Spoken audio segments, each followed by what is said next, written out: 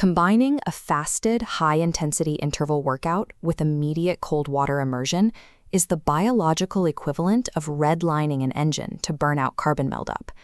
Mainstream sports science warns against exposing the body to extreme cold immediately after an intense workout. Standard logic focuses on tissue growth.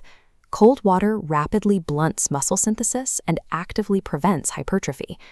However, during a fast designed for longevity, blunting that anabolic pathway is the primary mechanical objective. Intentionally disabling the body's ability to build new tissue acts as the necessary catalyst to engineer total systemic cellular repair. In a normal, fed and rested state, your autonomic nervous system remains relatively stable, and your cellular repair pathways run at a low baseline hum.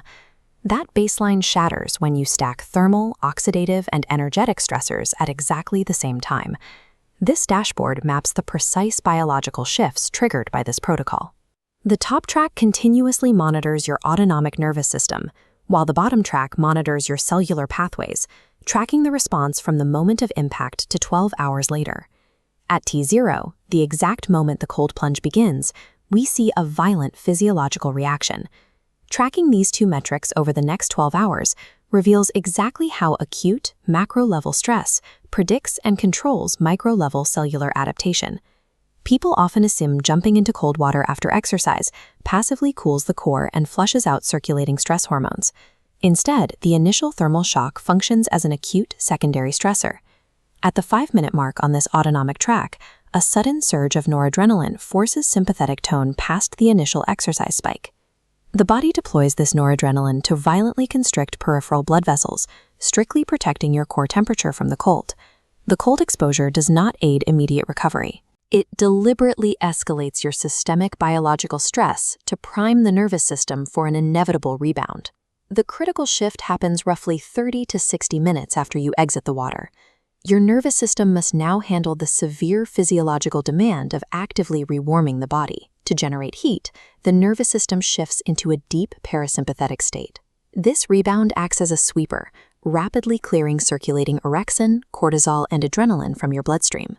With stress hormones cleared early, your sympathetic tone is perfectly flatlined by evening. Your brain's superchiasmatic nucleus, the SCN, requires this exact lack of sympathetic interference to seamlessly initiate the architecture of deep sleep. Engineering this severe daytime autonomic drop guarantees the specific neural environment required for optimal, uninterrupted SCN function at night. While the nervous system recovers, we need to look back at T0 to examine the micro level. This cellular track reveals a dual threat: severe oxidative stress, instantly layered with thermal stress. Fasted, cells face this crisis with zero incoming dietary energy.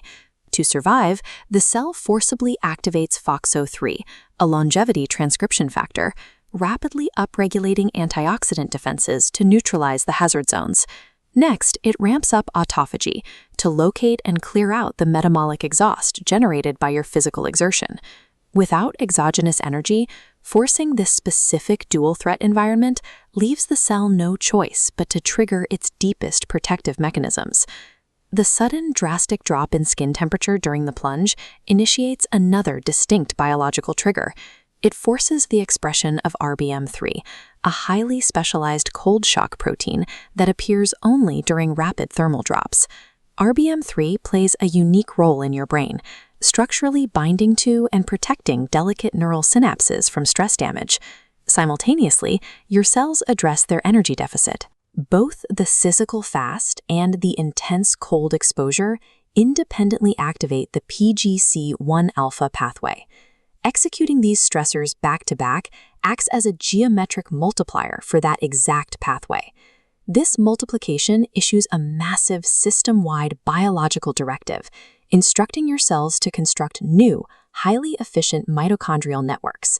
The protocol strips away old metabolic damage while actively forcing the construction of superior neural and mitochondrial infrastructure. We must also account for the body's natural attempt to repair and build muscle tissue following intense exercise. Muscle protein synthesis and tissue growth are controlled by a specific metabolic pathway known as mTOR. This metabolic diagram illustrates the trade-off. the cold water shock rapidly overrides and suppresses the mTOR pathway, weighing it down entirely. In a fasted state, the body inherently lacks the circulating dietary amino acids necessary to build new tissue anyway. Leaving the mTOR pathway active during a fast leads to futile anabolic attempts that actively waste energy. By locking mTOR out, AMPK takes over. This lock forcibly dedicates your cells entirely to autophagic recycling. Shutting down muscle growth with cold water is the specific biological switch required to lock your body into a deep, uninterrupted state of cellular repair. Looking at the fully realized 12-hour map, we see the complete journey. This chart documents the timeline from the acute stress spike all the way to evening homeostasis. Mastering this protocol relies on transcription and nervous system engineering, not simply caloric expenditure. The macro nervous system has been primed for restorative sleep by the forced autonomic rebound. The microcellular system has been optimized for peak autophagy and repair via the AMPK lock. The outcome of this synergy is a state of biological adaptation that is impossible to achieve through a single fitness modality.